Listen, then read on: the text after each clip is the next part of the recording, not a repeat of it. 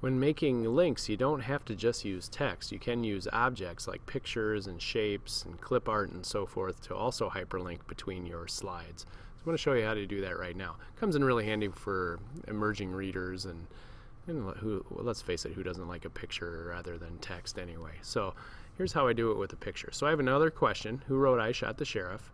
The incorrect answer and the correct answer. I already put the link in there since you know how to do that. I want to shorten up this video if I can. So in this case, instead of text for my choices, I'm going to insert some pictures, and I've saved some to my desktop.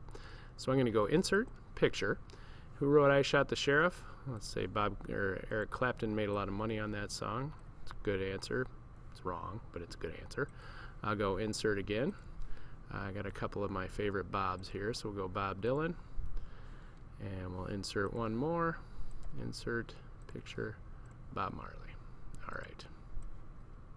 Now, what I can do is choose these pictures. If I select it, I can do the same thing we did with text. So I'm going to go Insert, Hyperlink. It'll default to this probably, but I want to go to a place in this document. Eric Clapton is incorrect. Bob Dylan, also incorrect. You all know this already. Bob Marley did write that song, so I'm going to hit correct.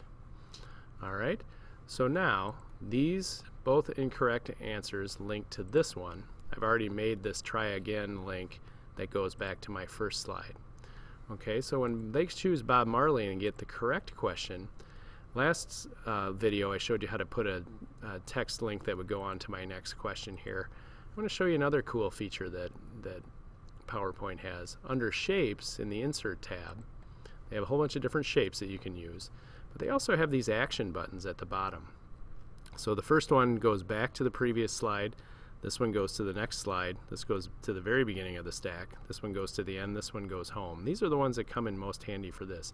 These already have actions or hypertext built into them. So I'm going to choose this one and draw it out.